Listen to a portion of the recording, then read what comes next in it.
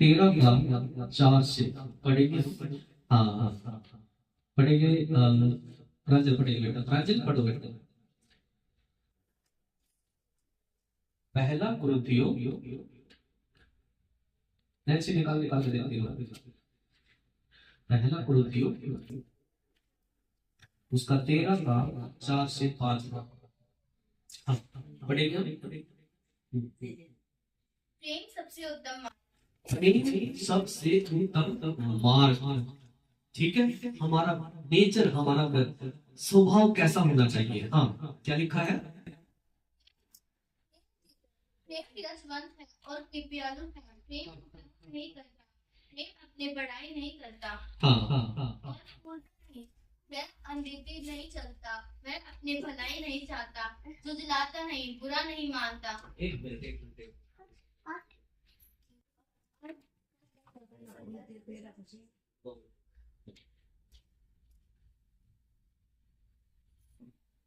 यदि मैं मनुष्य और स्वर्गदूतों की बोलियां बोलूं और प्रेम न रखूं, हाँ हाँ हाँ, झनझनाती हुई झांझ हूँ। आज परमेश्वर में जब हम आ जाते हैं तो हमें परमेश्वर अन्य अन्य भाषा का गिफ्ट वरदान देता है। ठीक है, और बाइबल में लिखा हुआ है, यदि मैं मनुष्य और स्वर्गदूतों की बोलियां बोलूं और प्रेम ही न रखूं तो क्या फायदा।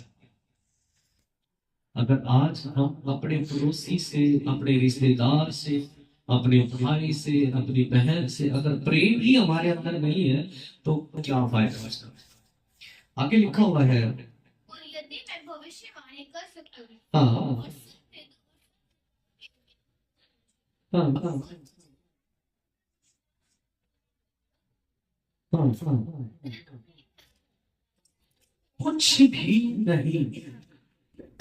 अगर आज देखो, परमेश्वर हमारी प्रार्थनाओं को सुनता है, इसमें कोई भी दो राय नहीं है।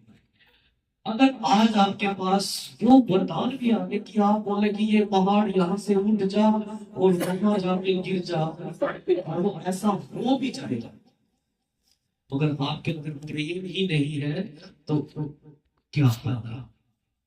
हालेलुया।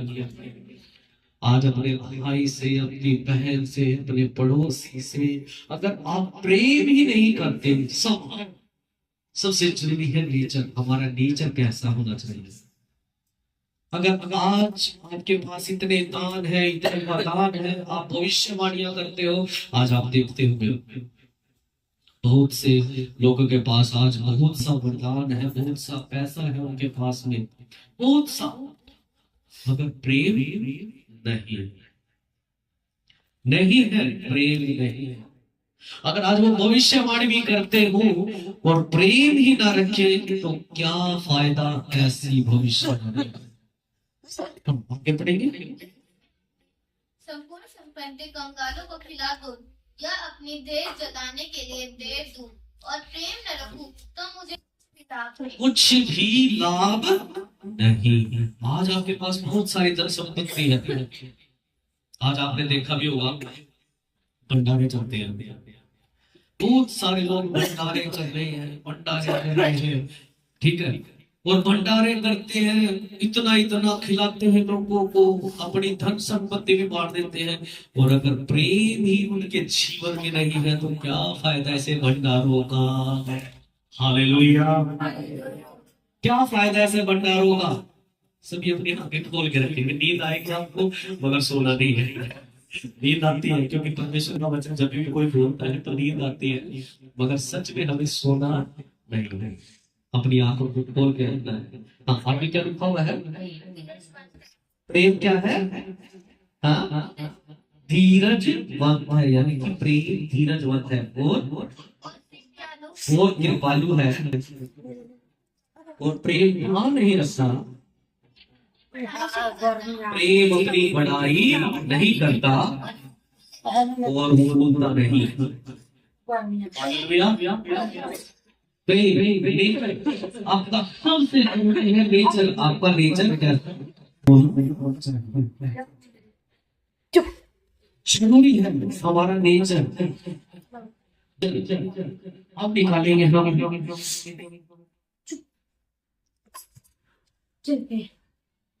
नर्मता और धीरता। फिलिपियो 2:3 और 5। फिलिपियो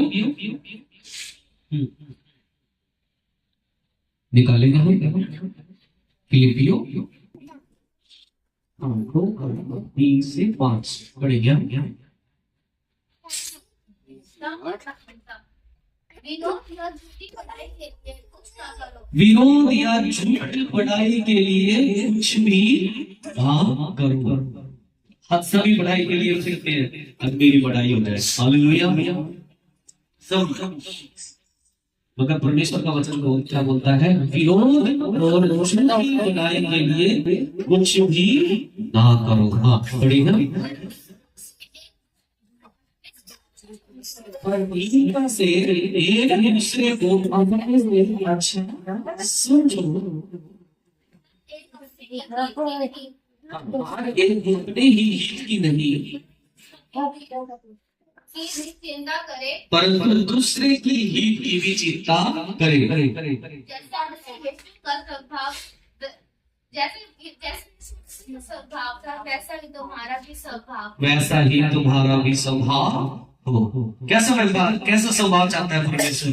जैसा यीशु मसीह का स्वभाव था वैसा ही तुम्हारा भी स्वभाव हो। कैसा होना चाहिए हमारा स्वभाव? आपने भी पढ़ा है, प्रेम, नर्मता और दीनता। हमारा स्वभाव, हमारा नेचर कैसा होना चाहिए? सबसे पहले विरोध या झूठी बढ़ाई के लिए कुछ काम करो। आज सभी लोग बढ़ाई के बारे में फिरते हैं कि हमारी बढ़ाई हो, मगर परमेश्वर का वचन बोलता है विरोध या झूठी बढ़ाई के लिए कुछ भी ना करो, पर दीनता से एक दूसरे को अपने से अच्छा समझो। है कोई यहाँ पर अपने से अच्छा समझता है किसी को? सब अपने को ही अच्छा समझते हैं, दूसरे को अच्छा समझता है नहीं कोई, है ना? अपने को अच्छा समझते हैं, दूसरे को अच्छा नहीं समझते हैं। ठीक है, लिखा जैसा मसीह यीशु का स्वभाव था वैसा ही तुम्हारा भी स्वभाव हो। क्षमा करने वाला। इफिसियों 4:32। और करुणा में हो, एक दूसरे पर क्या हो? कृपालु और करुणामय हो। और जैसे परमेश्वर ने मसीह में तुम्हारे ये वैसे ही तुम भी एक दूसरे के अपराध क्षमा करो। एक दूसरे के क्या करो? अपराधों को क्षमा करो। और सबसे बड़ी बात यह है कि एक दूसरे को माफी नहीं करना चाहता है, मगर परमेश्वर ने हम सबको माफ किया है। और परमेश्वर चाहता भी ऐसा है कि तुम भी एक दूसरे के पापों को क्या करो? क्षमा करो। मगर सच में कोई है यहाँ पर एक दूसरे को क्षमा करते? यहाँ पर तो गाड़ी देने वाले मिलेंगे आपको। अगर तूने एक गाड़ी दी है तो मैं 2 दूंगा, ठीक है? अगर तूने मुझे एक डंडी मारी है, एक थप्पड़ मारा, तुझे जब तक 4 थप्पड़ मारने का जब तक चाबी नहीं मिलेगी। मगर यहाँ पर परमेश्वर का वचन क्या बोलता है कि एक दूसरे को क्षमा करो जैसे यीशु मसीह ने तुम्हारे अपराधों को क्षमा किया है। नेचर, हमारा स्वभाव क्षमा करने वाला स्वभाव होना चाहिए हमारा।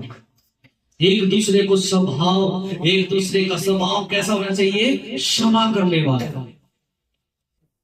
अगर परमेश्वर ने आपको माफ किया है तो आप भी एक दूसरे को माफ करो।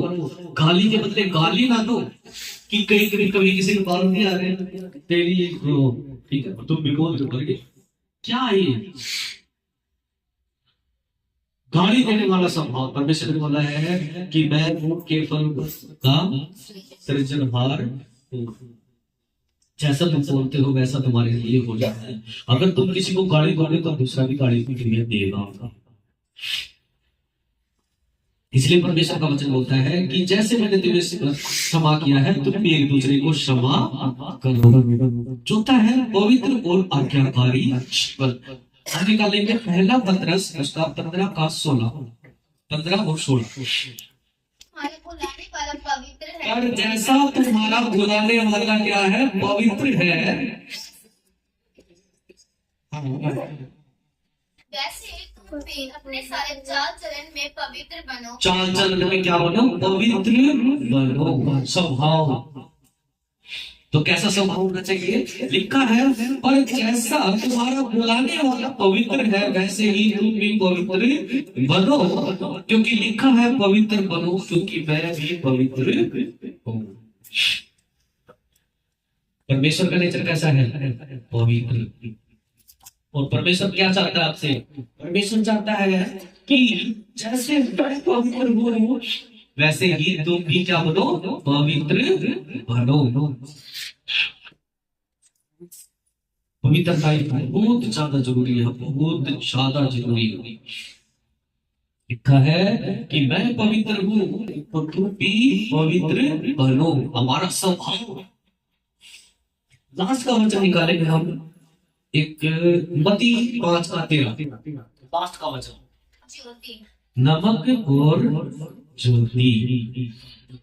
नमक हो, जल नमक आराम से आराम से आराम से आराम से। परमेश्वर ने बोला है तुम पृथ्वी के नमक हो। नमक का उदाहरण क्यों दिया परमेश्वर ने?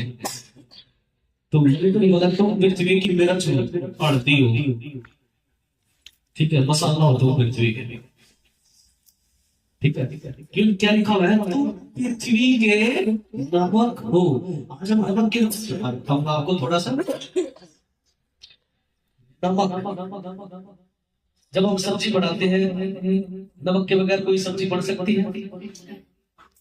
खाई जाएगी नमक के बगैर? आप मिर्च के बिना सब्जी खा सकते हो, आप हल्दी के बिना सब्जी खा सकते हो, आप मसाले के बगैर सब्जी खा सकते हो, मगर नमक के बगैर सब्जी अच्छी नहीं लगती। लिखा है तुम पृथ्वी के क्या हो? नमक हो। हाँ, परंतु यदि नमक का स्वाद बिगड़ जाए किया जाएगा। क्या? जब अगर नमक का ही स्वाद बिगड़े, क्या है? तुम पृथ्वी के नमक हो। परमेश्वर हमें नमक बताता है। अगर नमक का ही स्वाद बिगड़ गया, अगर सब्जी में ज्यादा नमक पड़ता है तो क्या खा सकते हैं? बताइए। कम है तो हम डाल देंगे, अगर ज्यादा पड़ जाए नमक तो क्या होगा? उस सब्जी को उठा के बाहर फेंक देंगे। नमक क्या आपको पता है? नमक पुराने टाइम पे नमक को क्या करते थे? जैसे फ्रिज का काम नमक करता था। उस टाइम बर्फ नहीं होती थी, कोई भी सब्जी को अगर उन्होंने बचाना होता था ना तो वो क्या करते थे?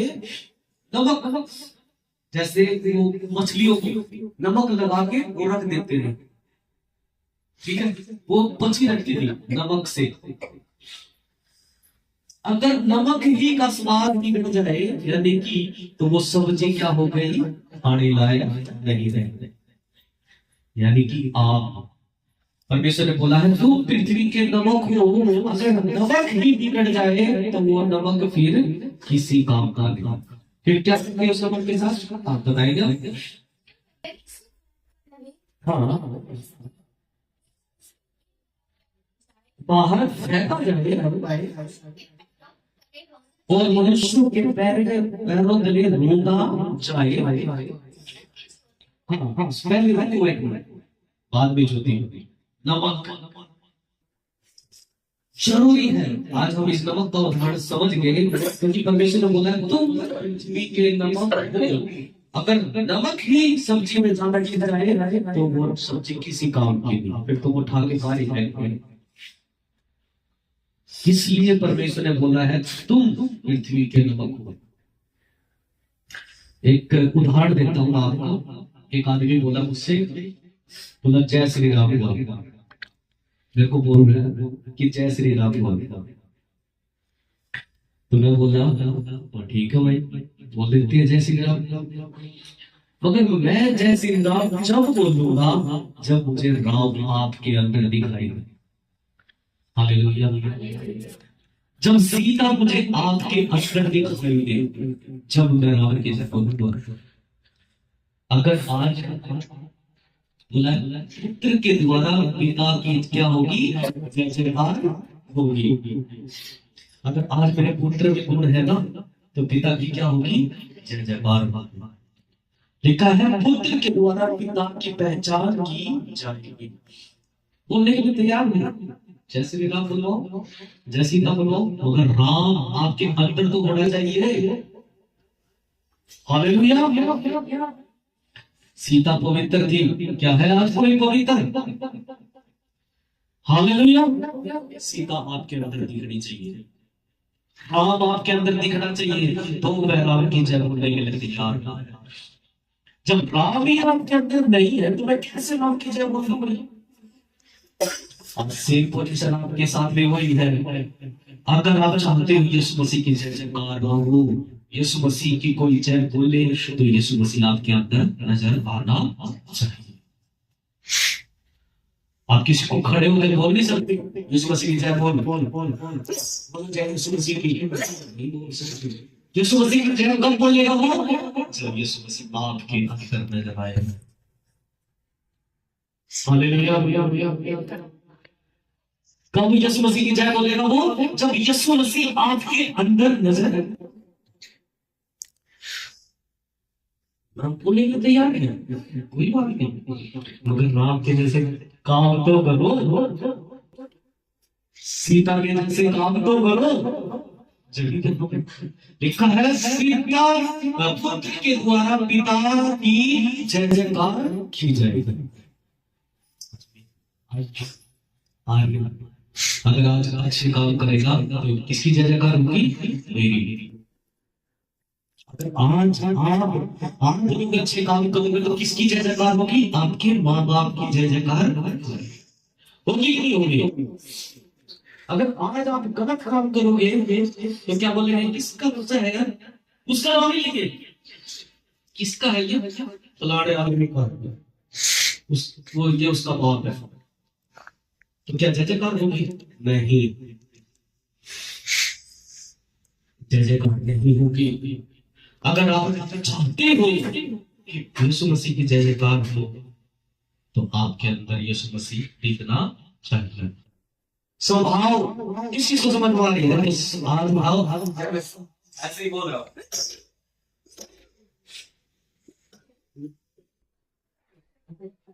किस किस को समझ आ रही है? आ रही है समझ? तो यीशु मसीह कहाँ नजर आना चाहिए? आपके अंदर। ठीक है, आज सच में हम जय जयकार बोलने के लिए तैयार हैं। मगर सच में जय जयकार हम जब बोलेंगे जब वो हमारे आपके अंदर नजर आएगा। आप बोलते हैं ना, और भाई यार ये किस कारण का है यार, बहुत अच्छा है, ठीक है। अगर आज आपके सच में मानसिक अच्छे आते हैं ना क्लास में, तो सबसे पहले आपके पिता का नाम लिखा होता है। किसकी पढ़ाई होगी? आपके पिता। तो कौन कौन चाहता है अपने पिता की पढ़ाई करवाना? चाहते हो? तो आज से आपका नेचर, आपका स्वभाव जैसा लिखा गया है, जैसा बताया गया है, वैसा आपका स्वभाव होगा। हालेलुया। तो जोरदार वाले हो जाते हैं। तो भाई ये हो जाते हैं।